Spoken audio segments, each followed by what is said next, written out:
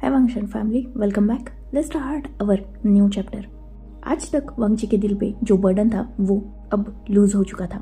लैन family का matter वांगजी ने अपनी लाइफ से जैसे इरेज कर दिया था, क्योंकि जो लोग उसे खुशी देते थे वो ऑलरेडी उसके साथ थे, इवन उसे सपोर्ट कर रहे थे।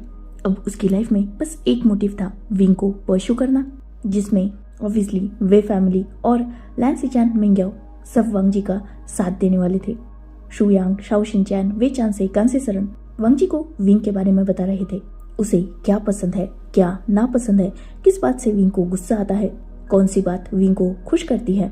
वांगजी जो ये सारी बातें ध्यान से सुनता था और उसके अकॉर्डिंग वर्क करता था। ऑब्वियसली विंग एक फ्री बर्ड था, जिस पर एक बार उसने ट्रस्ट कर दिया, विंग उसके लिए कुछ भी कर जाता था। और ये बात ऑलरेडी वांगजी देख चुका था। वांगजी अब अपने एफर्ट्स दिखाने लगा था। वैसे भी विंग उसके साथ ज्यादातर टाइम रहता ही है। दिन में बहुत कम वक्त ऐसा होता है जब वो दोनों अलग होते हैं, खासकर जब विंग और वांगजी की अलग अलग मीटिंग्स हो, तभी ज्यादातर वो दूर रहते हैं। वरना मॉर्निंग के ब्रेकफास्ट से लेकर नाइट में अपने अपने रूम में जाने तक वो दोनों अपना 90% टाइम एक दूसरे के साथ ही बिताते हैं। तो वांगजी को टाइम को लेकर कोई भी प्रॉब्लम नहीं थी, बस उसे एफर्ट्स करने थे। ऑब्वियसली विंग को डायरेक्टली बताकर वो विंग को डराना नहीं चाहता था, वो विंग को पहले थोड़ा महसूस कराना चाहता था। इसीलिए वो विंग को अपने साथ कुछ अलग टाइम स्पेंड करने के लिए बाहर लेके जाने लगा था। ऑब्वियसली वो ऑफिस में एक साथ रहते हैं, पर उनमें भी ज्यादातर बातें वर्क की होती हैं, पर ऑफिस का वर्क ऑफिस में ही छोड़ के बाहर अकेले में टाइम स्पेंड करना, कुछ मोमेंट्स, कुछ फीलिंग्स, इमोशंस एक दूसरे को पास करना, कहीं ना कहीं वांगजी अब इन चीजों पर ध्यान दे रहा था। वही वी चांसे और शुयांग थे ही उसकी हेल्प के लिए, तो उन्होंने वांगजी का बर्डन थोड़ा कम कर दिया था, वही विंग का भी, ताकि वो दोनों साथ कुछ प्राइवेट मोमेंट्स भी स्पेंड कर पाए। ऑब्वियसली वांगजी इस कंट्री में न्यू था, तो शुयांग, शाओ शिनचैन, लैन सिचान और मिंग्याओ चारों भी उसका अच्छा साथ दे रहे थे। उसे यहाँ की ज्यादा प्लेसेस की नॉलेज नहीं थी, तो वो नॉलेज उन्हें प्रोवाइड करने का काम इन चारों का था। ऑब्वियसली इन चारों की भी तो लव मैरिज थी, तो प्यार में क्या क्या किया जाता है इसका पूरा ज्ञान वांगजी को मिल रहा था। वही ये तो यंगर जनरेशन है, ओल्डर जनरेशन भी वांगजी का साथ दे रही थी, जैसे कांसे सरन और वी चांसे। तो हाँ, जहाँ वो यंगर जनरेशन का सुन के movie, amusement park, river rafting, candle light dates पर जाते थे, वही ओल्डर जनरेशन मतलब कांसे सरन और वी चांसे की बात मानकर वांगजी विंग को कभी सी साइड लेके जाता, तो कभी नाइट में वो बस घूमते रहते। लॉन्ग ड्राइव्स, पूरा फन था उन दोनों की लाइफ में। और विंग को भी ये सब कुछ पसंद आ रहा था, क्योंकि वांगजी उसे पैम्पर करने लगा था। तो ऑब्वियसली किसी को भी पसंद आएगा कि कोई हमारे आगे पीछे घूम रहा है, हमारी छोटी छोटी बातों का ख्याल रख रहा है, हमें खुश रख रहा है। वही विंग को वांगजी का बिहेव ज्यादा पसंद आता था, क्योंकि वांगजी सिचुएशन के हिसाब से बिहेव करता था। जिन जगहों पर वांगजी को लगता था कि विंग को थोड़ा प्रोटेक्ट करना चाहिए, उसे होल्ड करना चाहिए, वहाँ वो वैसे ही बिहेव करता था, एक प्रोटेक्टिव अल्फा की तरह। वही जहाँ विंग को फ्री छोड़ देना चाहिए, जरूरत नहीं है ज्यादा उसके साथ क्लिंजी होने की, वहाँ वांगजी विंग को छोड़ देता था, उसे फ्रीली जीने देता था। कहीं ना कहीं विंग ये सारी बातें नोटिस कर रहा था। अब ऑब्वियसली उसका फ्रेंड उसके लिए इतना सब कुछ कर रहा है, तो उसका भी कुछ ना कुछ तो बनता है ना। क्या वांगजी की ही जिम्मेदारी है विंग को खुश रखने की? Obviously not. विंग भी एफर्ट्स कर सकता है, क्या हुआ अगर वो ओमेगा है? दोस्ती तो उसने एक अल्फा से की है ना, तो वो भी अपने अल्फा को मतलब अपने फ्रेंड को पैम्पर कर सकता है, जो विंग कर भी रहा था। वो भी वांगजी की पसंद नापसंद जान रहा था, पर वो किसी से पूछ नहीं रहा था, वो वांगजी से ही पूछ रहा था। वांगजी जो चाहेगा वो विंग भी करने की कोशिश कर रहा था। विंग ने बहुत सी बार नोटिस किया था कि अब वांगजी थोड़ा प्रोटेक्टिव हो रहा है। विंग पहले किसी से भी यूं ही फ्लर्ट कर देता था, उसके साथ नॉर्मली हर कोई हंसते खेलते बात कर सकता था, क्योंकि विंग का नेचर ही वैसा था। पर विंग पिछले कुछ दिनों से ये नोटिस कर रहा था कि वांगजी को पसंद नहीं आता कि वो ज्यादा लोगों के करीब जाए। वांगजी को खुद को बॉडी कांटेक्ट ज्यादा पसंद नहीं था। विंग का भी लगभग सेम ही था, पर फिर भी कुछ लोग जो विंग के करीबी होते थे वो विंग को टच कर लेते थे। पर विंग ने नोटिस किया था कि वांगजी का ये सब देख के मुंह बन जाता है, तो विंग अवॉइड कर रहा था कि लोग उसे टच ना करे। उसने फ्लर्ट करना भी बहुत सा कम कर दिया था, या यूं कहा जाए तो अब वो बस वांग जी के साथ ही फ्लर्ट करता था। मतलब वो भी कहीं ना कहीं ध्यान दे रहा था कि वांग जी को क्या पसंद है क्या नहीं पसंद, और कहीं ना कहीं वांग जी के बिहेव का डायरेक्ट और इनडायरेक्ट असर विंग पर होने लगा था। मतलब अगर वांग जी का मूड अच्छा है तो विंग भी हैप्पी फील करता था। सेम वांग जी का भी था, अगर विंग का मूड अच्छा है तो वांग जी भी अपने आप हैप्पी हो जाता था, और अगर किसी दूसरे का मूड खराब है, मतलब विंग और वांग जी में से किसी और का मूड खराब है, तो दूसरा भी अपने आप वैसे ही गुस्सा करने लगता था। तो हाँ, चेंजेस हो रहे थे उन दोनों में, पर अभी भी विंग इसे दोस्ती का ही नाम दे रहा था, वही वांग जी जो अपनी तरीके से एफर्ट्स लगा ही रहा था। वांग जी लगभग विंग के पसंद की सारी चीजें कर चुका था, सिवाय एक के। विंग को क्लबिंग पसंद थी। क्लब जाना, ड्रिंक करना, डांस करना और अपनी लाइफ को एंजॉय करना, ये विंग को पसंद था। पर वांग जी, उसे ये भीड़ भाड़ पसंद नहीं थी। उसे साइलेंट प्लेसेस पसंद थी। अब्रॉड में भी जब वो था तब हाँ, वो क्लब में गया था अपने कुछ दोस्तों के फोर्स करने पर। वो कभी कभी बहुत रेयरली क्लब में गया था, पर उसे वहाँ का माहौल ज़्यादा जमता नहीं था, तो वो वैसी प्लेसेस से दूर रहता था। पर विंग को पसंद है तो वांग जी ऑब्वियसली उसके लिए ये करेगा। वांग जी जो सोच रहा था कि उसे कब विंग के साथ क्लब जाना है, इवन वो प्लान कर रहा था। और 2 दिन बाद उन्हें इवनिंग में ज़्यादा काम नहीं था, क्योंकि ऑब्वियसली वो दोनों भी ऐसा नहीं था कि बस फन ही कर रहे थे, अपना वर्क भी मैनेज कर रहे थे। सब कुछ देखकर वो टाइम स्पेंड करते थे। तो वांग जी ने 2 दिन बाद का प्लान बनाया। वांग जी जो ये बात बताने के लिए विंग के पास गया उसकी ऑफिस में, पर वांग जी जिसने देखा कि विंग किसी से हैप्पीली बातें कर रहा है कॉल पे, तो वांग जी थोड़ी देर रुक गया और वो वेट करने लगा विंग के कॉल डिस्कनेक्ट होने का। पर कहीं ना कहीं विंग जो बातें कर रहा था वो वांग जी के कानों में गिर ही चुकी थी। विंग किसी के साथ क्लब जाने की ही बातें कर रहा था। कुछ देर बाद विंग ने अपना कॉल डिस्कनेक्ट किया। ऑब्वियसली उन दोनों में ज़्यादा प्राइवेसी जैसी कोई बातें नहीं थी, तो आसानी से वांग जी विंग के सामने कॉल पिक करता था, और विंग वांग जी के सामने बहुत रेयरली अगर कुछ इम्पोर्टेंट हो तो वो दोनों प्राइवेसी मेंटेन करते थे। मतलब थी उनमें लाइन, एक अल्फा था दूसरा ओमेगा था, तो उन दोनों में अच्छी खासी लाइन थी। न विंग उस लाइन को क्रॉस करता था, न वांग जी। इवन अब तक वो जो घूमे फिरे थे उसमें भी वांग जी ने बस विंग का हाथ होल्ड किया था। कभी उसके शोल्डर पर हाथ रख देना या नॉर्मली कभी उसे हक कर लेना, ये सारी बातें थी। पर एक प्रॉपर अल्फा ओमेगा में जैसा टच होता है वैसा उन दोनों में नहीं था। उनमें किस तक नहीं हुई थी, क्योंकि वांग जी इन सब चीज़ों में थोड़ा बुद्धू ही था। जैसे उसके गगो उसे बताते थे वो वैसा ही करता था ज़्यादातर। और एक रीज़न ये भी था कि वांग जी विंग को अपने साथ कंफर्टेबल फील कराना चाहता था। वो ये नहीं चाहता था कि उनमें कुछ भी चीज़ें ऑकवर्ड हो, और मोस्ट इम्पोर्टेंट उसे डर था विंग को खोने का। प्यार के चक्कर में कहीं वो विंग की दोस्ती भी न खो दे, इस बात का डर वांग जी को हमेशा लगा रहता था। इसलिए वो अपनी बाउंड्रीज क्रॉस करने की गलती कभी नहीं करता था। खैर, विंग जो वांग जी के सामने आकर बैठ गया और उसने वांग जी से रीजन पूछा कि वो यहाँ क्यों आया है। वांग जी जिसने विंग से क्रॉस क्वेश्चन किया कि वो किससे बात कर रहा था और वो नाइट में कहाँ जाने की बात हो रही है। विंग जिसने फ्रीली आंसर किया, एक दोस्त है जिसने अपनी बर्थडे पार्टी दी है, तो नाइट में वो एक क्लब में जाना है क्योंकि पार्टी क्लब में है। वांग जी जो ऑब्वियसली नोट कर चुका था। तब विंग ने वांग जी से पूछा कि वो क्यों आया है, कोई काम। तब वांग जी ने उस बात को टाल दिया कि वो बस ऐसे ही आया है, उसका काम खत्म हुआ था। विंग जिसने नोट किया, देन वांग जी ने विंग की वर्क में हेल्प करना स्टार्ट कर दिया क्योंकि विंग को जल्दी निकलना था। ऐसे ही इवनिंग हो गई और वांग जी विंग आज दोनों भी घर पे जल्दी आ चुके थे। विंग जो तुरंत अपने रूम में गया और वो अच्छे से रेडी हुआ। वांग जी जो लिविंग हॉल में ही बैठा हुआ था और कांसी सरन से कुछ नॉर्मल बातें कर रहा था। अचानक उसका ध्यान स्टेयर्स की तरफ गया जहाँ से विंग नीचे आ रहा था। विंग जिसने थोड़े रिवीलिंग क्लोथ्स पहन के रखे थे, उसने रेड कलर की क्रॉप टॉप पहन के रखा था, वही ब्लैक जीन्स। उसकी बेली जो थोड़ी सी विजिबल हो रही थी, उस पे उसने एक ब्यूटीफुल सिल्वर कलर की चेन डाल के रखी थी। वो क्रॉप टॉप का नेक थोड़ा डीप था और विंग ने वही ब्यूटीफुल पर्ल नेकलेस पहन के रखा था जो वांग जी ने उसे बर्थडे पर गिफ्ट किया था। हेयर्स थोड़े मैसी थे और पोनी में टक थे। एक शोल्डर विजिबल था क्योंकि वो टॉप थोड़ा सा रिवीलिंग था। हाथ में कुछ ब्रेसलेट्स और दूसरे हाथ में वॉच। विंग बहुत खूबसूरत लग रहा था, पर क्या विंग का ऐसा जाना, वो भी बाहर, सही है?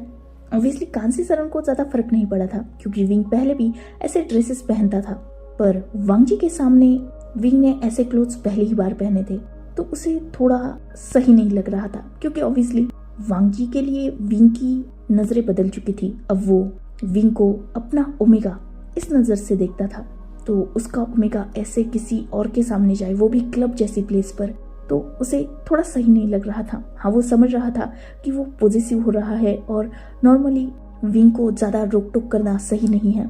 मतलब ऑब्वियसली ये जनरेशन बदल चुकी है तो ऐसे क्लोथ्स आजकल नॉर्मल है, पर फिर भी वो अपने पॉजिटिव नेचर का क्या करे। वो नहीं चाहता अपने ओमेगा को ऐसे किसी और के सामने जाते देखना। अगर विंग ये पर्सनली उसके सामने पहने या उसके लिए पहने तो वो अलग बातें हैं। वांग जी जो ये सब कुछ सोच रहा था, वही विंग वो अपनी मस्ती में था, कॉल पे बात करते नीचे आ रहा था और उसके दोस्त उसे पिक करने आए थे। वांग जी जिसने अपनी मदर को बाय बोला और वांग जी से भी कहा कि वो डिनर करके सो जाए क्योंकि आज विंग उसके साथ बातें नहीं कर पाएगा। वांग जी ने नोट किया और विंग जो बाहर जा रहा था, वांग जी उसका पीछा करने लगा। विंग जिसने इसे नॉर्मली लिया। विंग जो ऑब्वियसली अपनी बाइक पर जाने वाला था, तो ऑलरेडी एक गार्ड ने उसकी बाइक निकाल के रखी थी। विंग जो बाइक पर बैठा, देन उसने वांग जी को बाय बोला और वो अपने दोस्तों के साथ वहां से निकल गया, जो ऑलरेडी बाहर अपनी अपनी बाइक्स पर, कार्स पर उसी का इंतजार कर रहे थे। वांग जी जिसने विंग के दोस्तों को नोटिस किया था, मतलब ऑब्वियसली फेस वगैरह तो ज्यादा दिखा नहीं क्योंकि उन सब ने हेलमेट्स पहन के रखे थे, पर वांग जी ये समझ चुका था कि वो लगभग सारे अल्फाज है और कुछ अल्फाज के पीछे ओमेगास बैठी हुई थी। वांग जी जिसने विंग से निकलने से पहले ही क्लब का नाम पूछ लिया था, देन उसने विंग से ये भी बोला था कि अगर वो ज्यादा ड्रिंक कर ले या कोई प्रॉब्लम हो तो वो तुरंत ही वांग जी को कॉल कर दे। विंग जो इस बात पे हंस रहा था और वांग जी से उसने कहा था कि वो छोटा बच्चा नहीं है और ये सारी बातें उसके लिए नॉर्मल है। वांग जी जिसने नोट किया और वो घर में वापस आ गया, पर ऑब्वियसली उसका फेस पेल हो चुका था। फाइनली डिनर टाइम हो चुका था और आज यहाँ विंग मौजूद नहीं था और कहीं ना कहीं इसका इफेक्ट वांग जी के फेस पर क्लियरली सब लोग नोटिस कर रहे थे।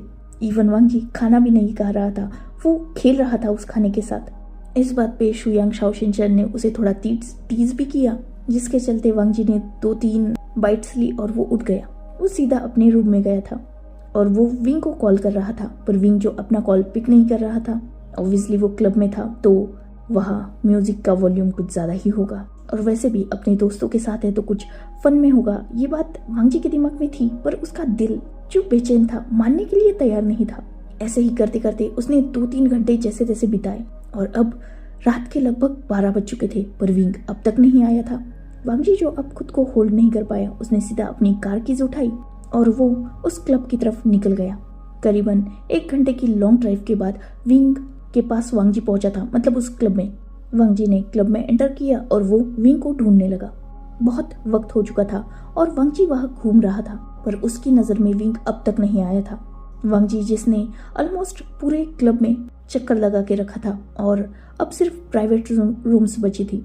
वांग जी ने सोचा कि एक बार वहां भी जाके देखते हैं, क्योंकि अगर पूरे क्लब में विंग नहीं है तो प्राइवेट रूम में हो सकता है। वैसे भी विंग ने कहा था कि बर्थडे पार्टी है तो हो सकता है किसी प्राइवेट रूम में ही वो सेलिब्रेट कर रहे हो। यही सोच के वांग जी ने क्लब के एक वेटर को पकड़ा और उसे प्राइवेट रूम्स के बारे में पूछा। उस वेटर ने भी वांग जी को इन्फॉर्मेशन दे दी। साथ ही वांग जी ने उस वेटर से ये भी पूछा कि यहाँ कोई बर्थडे पार्टी सेलिब्रेट हो रही है या नहीं, और अगर हो रही है तो कौन से रूम में है।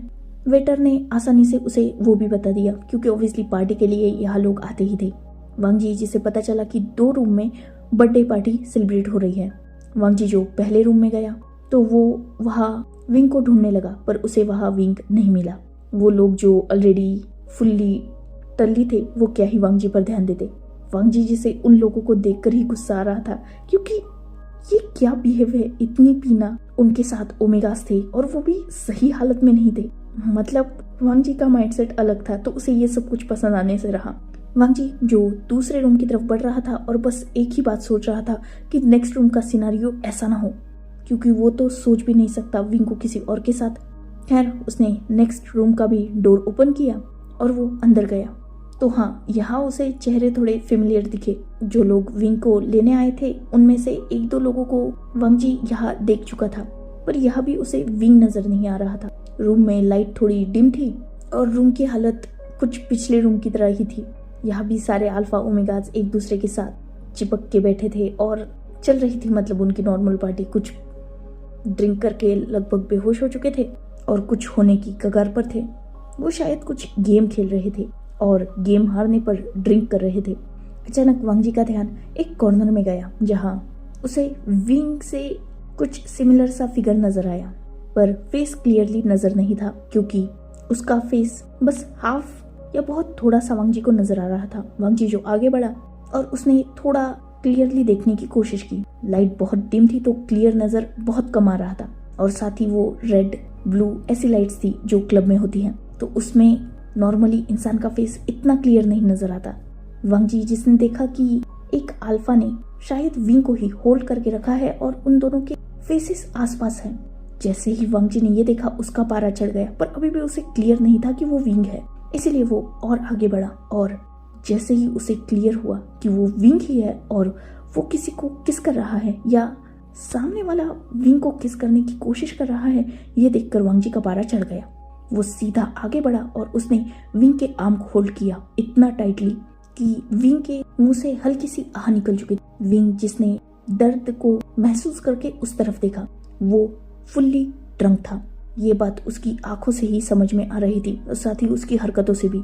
वांग जी जिसने तुरंत विंग को अपनी तरफ खींच लिया और उस अल्फा को एक डेयर किया। वो अल्फा जो खुद भी बहुत ज्यादा नशे में था, उसका वांग जी की तरफ ज्यादा ध्यान नहीं गया। उसने जैसे ही देखा कि विंग साइड में हुआ है, वो खुद भी खड़ा हो गया, पर ठीक से खड़ा तक नहीं हो पा रहा था वो। उसने वैसे ही गुस्सा करते हुए बोला, तुम गलत कर रहे हो, तुम हार गए हो तो तुम्हें मुझे किस करना चाहिए। जैसे ही वांग जी ने ये सुना, एक हाथ से उसने विंग को पकड़ के रखा था, दूसरा हाथ जो उसका फ्री था, उसका स्ट्रॉन्ग पंच उस अल्फा के मुंह पर पड़ा था। वो अल्फा जो ऑलरेडी ड्रंक था, वो उसी काउच पे पड़ के लुढ़क चुका था। बाकी सबको इन सब चीजों से कोई फर्क नहीं पड़ता था क्योंकि कोई होश में था ही नहीं। वांग जी जिसने गुस्से से दूसरी नजर विंग की तरफ देखा, जो खुद भी बस वांग जी की ही हेल्प से खड़ा था, वरना वो भी फ्लोर पर फैलने ही वाला था। वांग जी जिसने सीधा विंग को ब्राइडल स्टाइल कैरी कर दिया और वो उसे बाहर लेके आया सीधा पार्किंग में। विंग को अपनी कार के पास नीचे उतारने के बाद वांग जी जो कार का डोर ओपन ही करने वाला था, तभी विंग जो वांग जी के हाथों से छूटने के लिए छटपटाने लगा। मतलब वांग जी ने विंग को अपनी बाहों से जमीन पर उतारा और उसने विंग का एक हाथ पकड़ के रखा था, उसके हाथ की रिस्ट, ताकि विंग गिरे ना। और विंग उसी हाथ को छुड़ाने की कोशिश करने लगा और वांग जी को वो हिट करने लगा, पर ऑब्वियसली वो फुल टल्ली था तो वांग जी को क्या ही मार पाता। विंग जो बार बार यही ममल कर रहा था, मुझे जाने दो, मुझे और पीना है, फन करना है, एंजॉय करना है, मैं गेम नहीं हारूंगा, ऐसी कुछ बकवास। वांग जी जिसे गुस्सा आ गया और उसने विंग को उसी कार पे पुश कर दिया। विंग ने जब अपने सामने इतने हैंडसम अल्फा को देखा तो ऑब्वियसली वो नशे में था। उसे ये तक समझ में नहीं आ रहा था कि ये उसी का दोस्त वांग जी है। उसने वांग जी के नेक अराउंड अपने दोनों हाथों को डाल दिया और उसने वांग जी को अपने थोड़ा करीब खींचा। वांग जी जो एक दो कदम विंग के और करीब आ गया। वांग जी जो विंग की तरफ देख रहा था और विंग बहुत क्यूट लग रहा था। एक तो उसने हद से ज्यादा ड्रिंक करके रखी थी जिस वजह से उसका फेस रेड था, आईज शाइनी थी और साथ ही नशे में भी। वही विंग उसके बहुत ज्यादा करीब था, इतना करीब कि विंग की बॉडी से जो ओमेगा फेरोमोन्स बहुत लाइटली आ रहे थे उन्हें तक वांग जी इनहेल कर पा रहा था और साथ ही विंग के माउथ से आती वो ड्रिंक की स्मेल भी। विंग जिसने अपने एक हाथ को वांग जी के नेक से हटाया और वो वांग जी के फेस पर अपनी एक फिंगर को बहुत प्यार से सहलाने लगा। वो भी वांग जी की आंखों में दिख रहा था। तुम कितने हैंडसम हो, मैंने आज तक तुम जितना हैंडसम अल्फा कभी नहीं देखा। क्या तुम मेरे साथ थोड़ा सा टाइम स्पेंड करोगे? वांग जी ने जब ये सुना उसे गुस्सा आ गया क्योंकि ऑब्वियसली वो समझ सकता था कि अब विंग की नजर में वो वांग जी नहीं है, उसका दोस्त नहीं है, एक रैंडम पर्सन है और एक रैंडम पर्सन के साथ विंग ऐसी बातें कैसे कर सकता है। वांग जी जिसने विंग के हाथों को हटा दिया और गुस्से में उससे बोला, विंग बिहेव योरसेल्फ, होश में आओ, मैं कौन हूँ ये देखो पहले। विंग जो अपने ही नशे में था वो कार से हटकर स्ट्रेट खड़े होने की स्ट्रगल में लग गया और 2-3 कदम वो वांगजी की तरफ बढ़ा। उसने फिर से अपना एक हाथ वांगजी के शोल्डर पर डाल दिया और दूसरे हाथ से वो वांगजी की चेस्ट पर फिंगर से पोक करने लगा। हाँ, कितने स्ट्रांग हो तुम। क्या तुम्हारे 6 पैक्स ऐप हैं? नहीं, तुम्हें देखकर लगता है 8 पैक तो होंगे। प्लीज मुझे दिखाओ ना। मैंने आज तक किसी भी अल्फा के 8 पैक एप्स नहीं देखे हैं। मुझे देखने हैं, मैं उन्हें टच भी करना चाहता हूँ। तुम्हें पैसे चाहिए? मैं दूंगा ना, मेरे पास बहुत पैसा है, पर तुम्हें प्रॉमिस करना होगा कि तुम मुझे छूने दोगे। वांगजी, जिसे लिटरली गुस्सा आ रहा था, उसने विंग को अपने आप से दूर किया। दोनों शोल्डर से पकड़ के उसे पहले तो ठीक से खड़ा किया, मतलब वो भी वांगजी के ही सपोर्ट से खड़ा था। विंग, वांगजी हूँ मैं, होश में आओ। वांगजी, मेरा वांगजी, तुम मेरे वांगजी हो। अरे हाँ, तुम वांगजी हो तो तुम्हें पैसे देने की क्या जरूरत है? तुम फ्री में मुझे दिखा दो। वैसे भी मैं तो तुम्हारा दोस्त हूँ ना, अपने दोस्त के लिए इतना नहीं कर सकते? निकालो इसे, मुझे तुम्हारे पैक्स देखने हैं। विंग, जो लिटरली वांगजी की शर्ट को खींचने लगा। वांगजी ने भी बस एक वाइट शर्ट और ब्लू जीन्स पहन के रखी थी और विंग फिलहाल उसकी शर्ट्स की बटन को खींचने की कोशिश कर रहा था। वांगजी, जिसे गुस्सा तो आ रहा था, पर खैर वो क्या ही कर सकता है, ये ड्रिंक है, पूरी तरीके से अपना होश खो चुका है। इसीलिए वांगजी ने एक हाथ से विंग को सपोर्ट दिया उसके शोल्डर से पकड़ के, और दूसरे हाथ से वो विंग के हाथों को अपनी बॉडी से दूर करने लगा, क्योंकि विंग ने उसकी 2 बटन्स को तोड़ ही दिया था। बाकी बची हुई वांगजी को बचानी थी, क्योंकि अगर विंग उसकी सारी बटन्स को तोड़ देता तो ऑब्वियसली वांगजी की इज्जत खतरे में आ जाती। विंग, जो मान ही नहीं रहा था, इवन वो वांगजी के ऊपर लगभग लीन होके उसकी शर्ट को खींच रहा था, जिससे वांगजी भी विंग के हाथों को अपनी बॉडी पर फील कर रहा था, क्योंकि विंग उसके शर्ट के अंदर हाथ डाल रहा था और उसे खींच रहा था। वांगजी, जो परेशान हो चुका था, फिलहाल वो कुछ फील करे ऐसी हालत में नहीं था, क्योंकि विंग को देखकर उसे गुस्सा आ रहा था और ऊपर से विंग की ये बचकानी हरकतें। वांगजी, जिसने जैसे तैसे विंग को अपने आप से दूर किया और उसे थोड़ा दूर खड़ा किया। विंग, अगर अब कोई बेहूदगी की ना, तुम्हें सच में पनिश करूंगा मैं।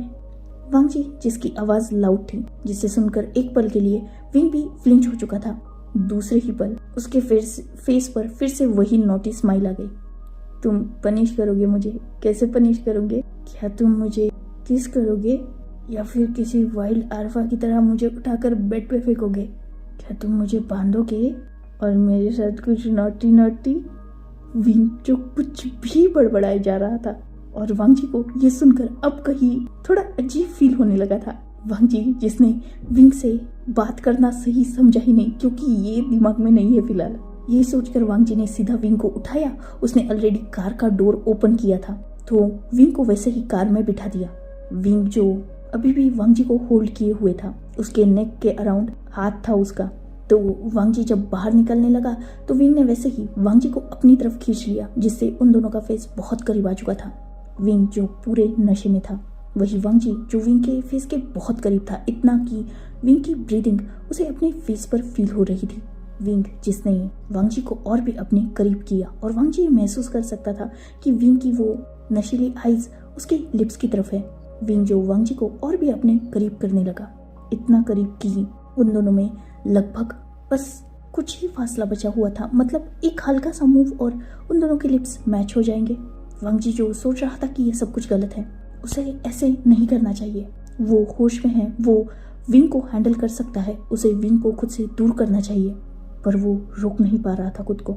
ऑब्वियसली यार, प्यार है उसका, और पहली बार विंग ने खुद वांगजी की तरफ कदम बढ़ाया है, कैसे रोक पाता वो। फाइनली विंग ने एक हल्का सा पुश किया, जिससे वांगजी उसके लिप्स के बहुत करीब आ चुका था, इतना कि उन दोनों के लिप्स एक दूसरे से कनेक्ट हो चुके थे। वांगजी, जिसका एक हाथ विंग के सीट के साइड में था ताकि वो खुद को मैनेज कर पाए, वही दूसरा हाथ उसका अनकॉन्शियसली ही विंग के शोल्डर पर आ चुका था, उसकी बेयर शोल्डर पर। विंग, जिसने अपने दोनों हाथों से वांगजी के नेक को रैप कर लिया था, और विंग ने अपनी आईज क्लोज कर ली थी, वही वांगजी जो विंग को देख रहा था, और उन दोनों में एक सॉफ्ट किस, जिसकी स्टार्टिंग विंग ने की थी। उसने सबसे पहले अपने लिप्स को मूव किया था, पर अब वांगजी भी खुद को रोक नहीं पाया। विंग जो नशे में था और अनकॉन्शियसली अपने हल्के से फेरोमोन्स भी रिलीज करने लगा था और वांग जी पूरी तरीके से बहक गया। वैसे ही उसी कंडीशन में जहां वांग जी कार के बाहर था और उसका बस हेड कार के अंदर था क्योंकि वो विंग को सीट पर बिठाने के लिए झुका था और वैसे ही वो किस कर रहे थे। पहले किस सॉफ्ट था, जेंटल था, जब तक विंग उस किस को लीड कर रहा था। और जैसे ही विंग को वो फेरोमोन्स उसके माउथ से निकलती, वो हल्की सी आवाज, उसके वो टेम्पटिंग लिप्स, उसकी माउथ का वो हल्का सा अल्कोहल का टेस्ट, मोस्ट इम्पोर्टेंट उनकी इतनी ज्यादा करीबी, सब कुछ जैसे वांग जी के माइंड को इस पल के लिए ब्लैंक कर चुकी थी। और अब वांग जी ने लीड करना स्टार्ट कर दिया था। जैसे ही वांग जी ने अपने लिप्स को मूव करना स्टार्ट किया, उस किस में हंगर आ चुका था, एक डेस्परेशन जो आज तक वांग जी ने बस उन दोनों का रिश्ता खराब ना हो उसके लिए कभी भी विंग के करीब जाने की कोशिश नहीं की। पर आज जैसे वो सारी बाउंड्रीज टूट रही थी। अब विंग डेफिनेटली उसकी लाइफ में एक दोस्त तो नहीं रहा था और वो विंग को लवर की नजर से देख रहा था, एक पार्टनर की नजर से, जिससे वांग जी भी कुछ एक्सपेक्ट करता है। और फिलहाल वांग जी को बस यही चाहिए था। धीरे धीरे वो किस इंटेंस हो रहा था, पर ऑब्वियसली विंग ड्रंक था और इतना मेसी ब्रूटल किस वो हैंडल नहीं कर पा रहा था। इसलिए अब तक जो विंग वांग जी को अपने करीब खींच रहा था, वो अब वांग जी के शोल्डर पर हिट करके उसे अपने आप से दूर करने लगा, क्योंकि वांग जी उसे ब्रीदिंग का तक टाइम नहीं दे रहा था। वांग जी ने कहीं ना कहीं ये फील कर लिया, इसीलिए उसने विंग को छोड़ दिया। विंग ने भी अपनी आईज ओपन की और वो डीप ब्रीथ लेने लगा। वही वांग जी खुद भी हल्की ब्रीदिंग कर रहा था। दोनों की आईज मिल चुकी थी और अभी भी उनकी पोजीशन ज्यादा चेंज नहीं हुई थी, बस उनके लिप्स अलग हुए थे। अभी भी नजदीकियां उनमें उतनी ही थी। विंग जो अब और भी ज्यादा खूबसूरत लग रहा था वांग जी को, क्योंकि उसके लिप्स हल्के से सॉलन हो चुके थे और उस पे अभी भी वांग जी का सलाइवा लगा हुआ था, जिस वजह से वो और भी ज्यादा शाइन करने लगे थे। वांग जी जो खुद को रोक नहीं पाया, वो विंग के करीब बढ़ा और उसने विंग के लिप्स पर हल्का सा पैक किया। देन वो विंग के चिक्स पर किस करने लगा। धीरे धीरे वो फिर से विंग के लिप्स की तरफ बढ़ा। एक सॉफ्ट किस करने के बाद उसने विंग के लिप्स के नीचे जो मोल था उसे किस किया, हल्का सा अपनी टंग से लीक किया। और विंग जो इस बात से कुछ अलग अपनी बॉडी में फील करने लगा था, वांग जी जो वही रुका नहीं, वो नीचे आने लगा विंग की नेक की तरफ। उसका वो शोल्डर जो विजिबल था और अब तक उस शोल्डर पर वांग जी का हाथ था। वांग जी ने वो हाथ नीचे लिया, कहीं ना कहीं वो विंग की बॉडी को प्यार से सहलाने लगा था, उसे एक्सप्लोर करने लगा था। वही विंग जो नशे में था, वो वांग जी को रोक नहीं रहा था, इवन वो वांग जी को और भी अपने करीब खींच रहा था। वांग जी जो विंग के नेक पर आ चुका था, वो विंग की कॉलर बोन, उसके शोल्डर, उसकी जॉ लाइन, एडम एप्पल, हर किसी पर किस कर रहा था और विंग वांग जी को पॉजिटिवली रिस्पॉन्ड कर रहा था। ये मोमेंट बहुत ज़्यादा इंटेंस हो चुका था और मोस्ट इम्पोर्टेंट, वांग जी पूरी तरीके से अपना होश खो चुका था। विंग के वो फेरोमोन्स जैसे आज उस पर हावी हो चुके थे। नशा जहाँ विंग ने अल्कोहल का करके रखा था, वही वांग जी को विंग का नशा चढ़ रहा था। ये फर्स्ट टाइम था उसका जब वो किसी ओमेगा को इस तरीके से छू रहा था, तो ऑब्वियसली वो और ज़्यादा क्रेविंग करेगा। उसका अल्फा और कुछ ज़्यादा चाहेगा विंग से। वांग जी जो पूरी तरीके से बहक चुका था, अचानक उसने विंग को हल्के से बाइट कर दिया और विंग के मुंह से हल्का सा मौन निकला। पर विंग को थोड़ा दर्द हुआ था, तो उसने वांग जी के नेक में अपने नेल्स को हल्के से प्रेस किया और वांग जी को भी दर्द फील हुआ। अचानक जैसे उस दर्द से वांग जी होश में आ चुका था और वो बिल्कुल शॉक हो गया। ये क्या कर रहा है वो ये सब कुछ नहीं कर सकता। विंग अभी नशे में है और अगर उसने कुछ गलत कर दिया तो कहीं विंग उससे दूर ना हो जाए। यही सोचकर अचानक वांग जी ने विंग के हाथों को अपने नेक से हटा दिया और वो पीछे हो गया। विंग जिसकी फेस पर अचानक डिसअपॉइंटेड लुक वांग जी ने देख लिया, पर ऑब्वियसली वो नहीं कर सकता। विंग जो वांग जी का हाथ पकड़ के उसे अपनी तरफ खींच रहा था, पर वांग जी ने तुरंत ही विंग से अपना हाथ छुड़ाया और उसने कार के डोर को क्लोज कर दिया। बाहर वांग जी हैवी ब्रीथ कर रहा था, खुद को संभाल नहीं पाया था वो, और फर्स्ट टाइम उसकी बॉडी ने कुछ अलग ही रिएक्ट किया था। पैंट टाइट फील हो रही थी वांग जी को। वो समझ चुका था कि विंग का नशा उस पर पूरी तरीके से चढ़ चुका है और अब विंग को उसे अपना बनाना ही होगा, वरना वो पागल हो जाएगा। आज विंग ने वांग जी को थोड़ा सा प्रोवोक क्या किया। वांग जी अपने आप से पूरा सेल्फ कंट्रोल खो चुका था। वो विंग के साथ आगे बढ़ने की कोशिश कर रहा था। खैर, उसे विंग के साथ नेक्स्ट स्टेप लेना है, पर उसमें विंग की मर्जी होनी चाहिए। ऐसी नशे के चलते या फिर जस्ट नीड नहीं, थोड़ा प्यार भी होना चाहिए। विंग को एटलीस्ट इस बात का होश हो कि उसके साथ उसके करीब कौन है। खैर, वांगजी जो खुद को थोड़ा रिलैक्स करने की कोशिश कर रहा था, पर ऑब्वियसली उससे हो नहीं रहा था। वो पूरा स्वेट से कवर हो चुका था और उसकी बॉडी बहुत बुरी तरीके से रिएक्ट कर चुकी थी, जिस वजह से उसे पेन होना स्टार्ट हो चुका था। वांगजी जिसने कार से एक बोतल निकाली और अपने सर पे डाली पूरी बोतल, ताकि ठंडे पानी से उसे थोड़ा बेटर फील हो, क्योंकि वो हॉट हो चुका था। खैर, उसने जैसे तैसे कुछ देर तक खुद को संभाला और फाइनली वो ड्राइविंग सीट पर आकर बैठ चुका था। उसने विंग की तरफ देखा तो विंग सो चुका था। वांगजी समझ रहा था कि विंग नशे में है, जिस वजह से वो सो गया है। खैर, इस बात को वांगजी ने थोड़ा इग्नोर किया, या यूँ कहा जाए उसने इग्नोर किया विंग को, क्योंकि विंग को देखकर फिर से उसे रिएक्शन स्टार्ट हो चुके थे। इसलिए वांगजी ने विंग को बस सीट बेल्ट लगाया और उसने कार ड्राइविंग पे ज़्यादा फोकस की। करीबन 1 घंटे बाद वो घर पे पहुंचे। वांगजी को विंग को लाने में ही मॉर्निंग के 3 बज चुके थे, क्योंकि 1 घंटे के डिस्टेंस पर वो क्लब था और 1 घंटे वांगजी ने विंग को वहाँ ढूंढने में लगाए थे। तो 3 बजे वो घर पे आए। वांगजी जो अब तक थोड़ा नॉर्मल हो चुका था, उसने विंग को ब्राइडल स्टाइल कैरी किया। ऑब्वियसली घर में सबको सो चुके थे, तो वांगजी ने विंग को उसकी रूम में सुला दिया।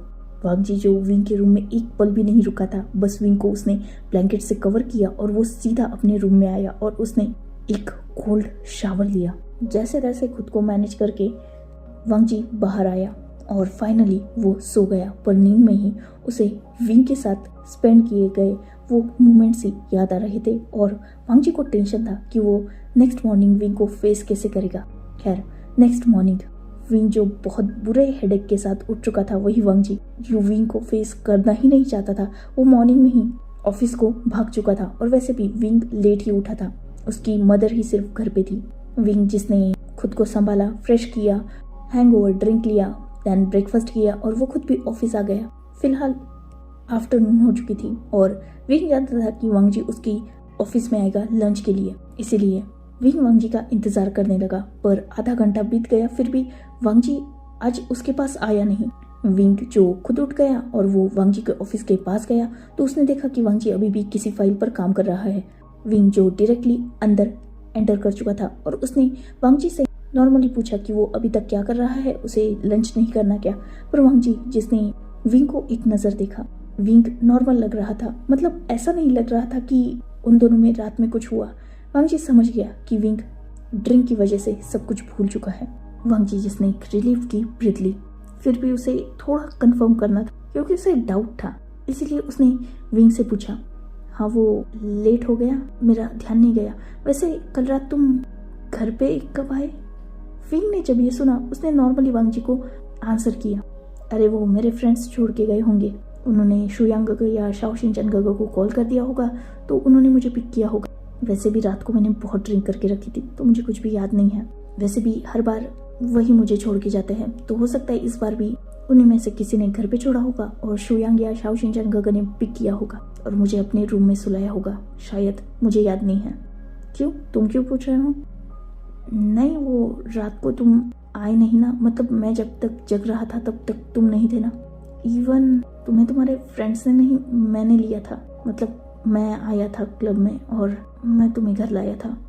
ये सुनते ही विंग जो नॉर्मली आंसर कर चुका था, ओह तुम आए थे, ओके, ये तो अच्छा हुआ। वैसे कल रात का कुछ याद है तुम्हें? क्या याद रखना चाहिए, मतलब कुछ हुआ था? तुमने किसी से लड़ाई तो नहीं की ना मेरे चलते? किसी अल्फा को मारा तुमने? वांगजी जिसने तुरंत मना कर दिया, वैसे मारा तो था उसने, पर खैर विंग को बताकर क्या ही फायदा। वांगजी ने एक रिलीफ की ब्रीथ ली जब उसे ये समझ में आया कि विंग उन दोनों में जो कुछ भी हुआ वो भूल चुका है। तो उसने वांगजी को, सॉरी विंग को बस मना कर दिया कि नहीं, उसने किसी को नहीं मारा और चलो बहुत लेट हो चुका है तो लंच करते हैं। देन उन्होंने नॉर्मली लंच किया साथ में और नॉर्मल दिन उनका हमेशा की तरह ही बीता। वांगजी को ये सुपर श्योर हो चुका था कि विंग सब कुछ भूल चुका है। ये देखकर वांगजी को अच्छा भी लगा, एटलीस्ट उसे एम्बैरेसिंग सिचुएशन को फेस नहीं करना पड़ा और उनमें कोई भी ऑकवर्डनेस नहीं है। तो सब ठीक था। ऐसे ही उनके 3-4 दिन बीत गए और आज विंग के घर पे एक अनएक्सपेक्टेड गेस्ट आया था। विंग जो वांग जी के साथ इवनिंग में घर पे आया अपना वर्क खत्म करके, तब उसने अपने सामने काउच पर एक अल्फा को देखा, जिसे देखकर विंग बहुत ज्यादा खुश हो गया और जाकर लगभग उस पे जंप कर चुका था और उस अल्फा ने भी विंग को अच्छी तरीके से संभाल लिया। वेनिंग, कब आए तुम? वो भी बिना मुझे इन्फॉर्म किए। वेनिंग, जिसने विंग को अपने आप से दूर किया और उसके हेयर्स को प्यार से रफल किया। मैं आज ही आया हूँ आफ्टरनून में और देखो इवनिंग में तुमसे मिलने आ गया। विंग, जिसने नोट किया, देन वो वेनिंग से बातें करने लगा। वांग जी जो उन दोनों के अपोजिट काउच पर बैठ गया। जैसे ही वेनिंग की नजर वांग जी पर गई, वो थोड़ा कंफ्यूज हो गया। विंग जो समझ गया, उसने वांग जी और वेनिंग को इंट्रोड्यूस किया। वेनिंग से ये बोला कि वांग जी उसका बेस्ट फ्रेंड है और वांग जी से ये बोला कि वेनिंग उसका बेस्ट बडी है, मतलब वो दोनों विंग के बेस्ट फ्रेंड है। विंग ने वांग जी को ये भी बताया कि अब तक वेनिंग अब्रॉड में था और कुछ ही दिन पहले वापस आया है। किसी मीटिंग के चलते वो गया था। करीबन 2 मंथ से वो अब्रॉड में था। वांग जी ने नोट किया। देन वो वहां से फ्रेश होने के लिए निकल गया। वही विंग जो वेनिंग से हंस के बातें कर रहा था। वांग जी जो सीधा अपने रूम में पहुंचा और उसे बहुत गुस्सा आ रहा था। विंग क्यों किसी के भी करीब चला जाता है? उसके लिए वांग जी है ना, वो बस वांग जी का क्यों नहीं रहता?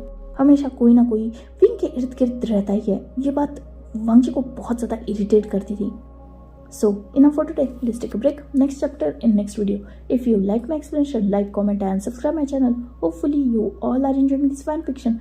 Goodbye. Take care. Enjoy your beautiful life.